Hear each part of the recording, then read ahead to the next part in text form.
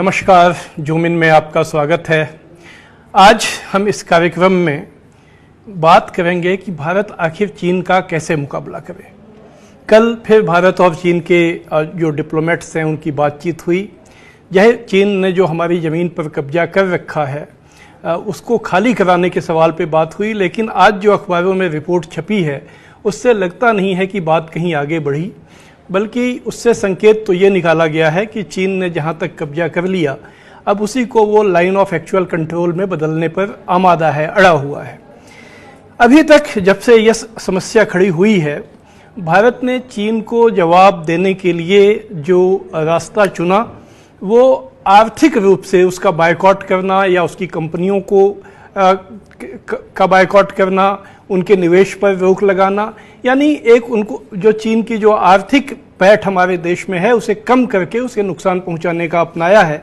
हम लोगों ने अभी उसको सैनिक जवाब देने के रास्ते पर अभी तक हमारी सरकार ने न चलने का फैसला किया है।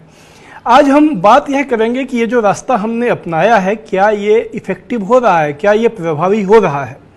और ये सवाल आज हम इसलिए उठा रहे हैं क्योंकि अभी कुछ दिन पहले जो हमारा क्रिकेट बोर्ड है, बोर्ड ऑफ कंट्रोल, भारतीय क्रिकेट कंट्रोल बोर्ड BCCI, उसने IPL के लिए जो स्पॉन्सरशिप है पहले एक चीनी कंपनी के पास था। पहले तो BCCI ने फैसला किया कि वही उसी कंपनी के पास रहेगा, लेकिन जब देश में काफ़ी जोरदार विरोध हुआ तो उसने उसे बदलने का फैसला किया।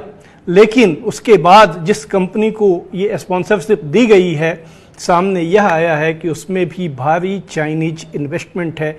चीनी कंपनी टेंसेंट का उसमें निवेश है।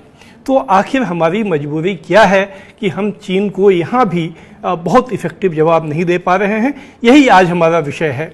हम सबसे पहले इसलिए बात करेंगे स्वदेशी जागरण मंच के दीपक शर्मा जी से, क्योंकि स्वदेशी जागरण मंच एक ऐसा संगठन है जिसने लगातार चीन का भी और स्वदेशी, जैसा कि नाम से जाहिर है, स्वदेशी कारोबार, कल उद्योग धंधों को बढ़ावा मिले इसके लिए काम किया है।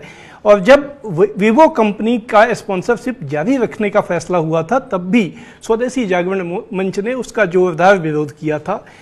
दीपक जी हमारे साथ हैं। दीपक जी, आपका स्वागत है।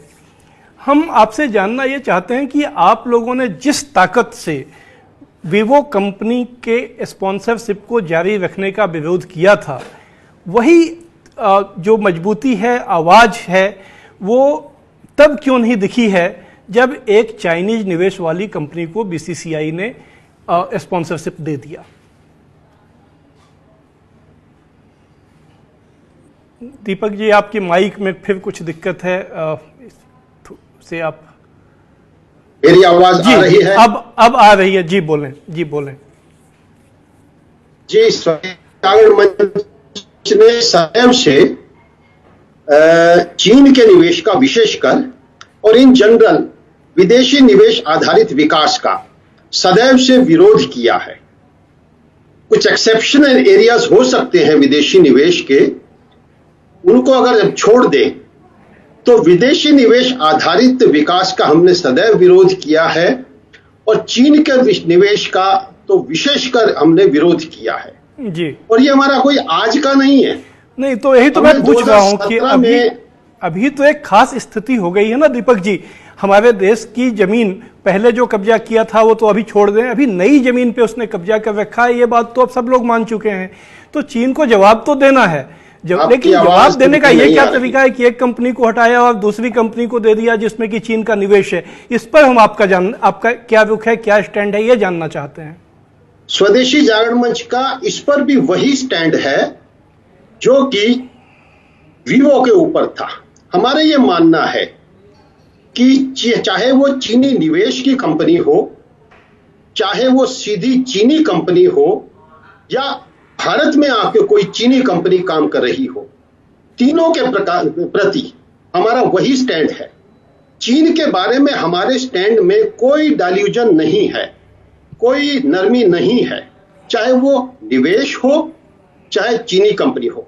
अब जो IPL ने ड्रीम 11 को जो ये अपना स्पॉन्सरशिप दी है जी, 230 करोड़ रुपए की इस वर्ष की, इस पर भी स्वदेशी जागरण मंच अपना विरोध दर्ज कर रहा है।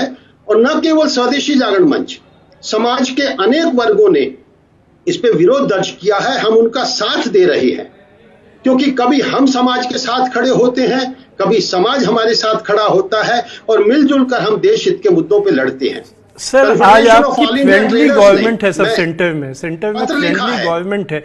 आईपीएल क्यों होना चाहिए? अगर एक स्वदेशी कंपनी को बीसीसीआई स्पॉन्सर नहीं ढूंढ पाता है, एक चाइनीज निवेश वाली कंपनी के स्पॉन्सरशिप में क्यों होना चाहिए? आप सरकार पे दबाव बनाइए और इस आईपीएल को कैंसिल कर दिया जाए अगर इन्हें नहीं मिलता है कोई देशी कंपनी तो। स्वदेशी जागरण मंच लगातार दबाव बना रहा है, और यह आपने सही बात कही कि आईपीएल क्यों होना चाहिए। स्कूल बंद हैं, कॉलेज बंद हैं, और अनेक प्रकार के सार्वजनिक परिवहन बंद हैं। वास्तव में आईपीएल पर भी एक कभी आपको डिबेट करनी चाहिए। ये आईपीएल जो है, ये इसके कभी आप स्टोरी कीजिएगा, हर आईपीएल के बाद देश में कई लाख घर सट्टे के कारण बर्बाद हो जाते हैं। और अभी तो बेरोजगारी का इतना बड़ा देश में वो प्रभाव कोरोना के कारण उत्पन्न हुआ है। ऐसे में जब वो बेरोजगार लोग ड्रीम 11 का ऐप भी डाउन करके वो ऑनलाइन ऑनलाइन आप कह सकते हैं वो बैटिंग खेलेंगे, और एक बेरोजगार आदमी जब ऐसा करेगा तो ये आईपीएल पर भी एक बहस होनी चाहिए। जी, बिल्कुल हम करेंगे। आईपीएल वास्तविक खेल है, हम करेंगे, खेल का बाजारवाद का स्वरूप है। दीपक जी, हम उस पर भी बहस करेंगे। आज हम चूंकि चीन की चिंता, कल बातचीत हुई और वो उसमें कोई बात आगे नहीं बढ़ी, चीन अड़ा हुआ है अपनी जगह पर, तो उसे कैसे जवाब दिया जाए उस पर हम बात करेंगे। आपने अपना पक्ष रखा, आपने अपना बहुत कीमती समय दिया, इसके लिए आपका बहुत बहुत धन्यवाद।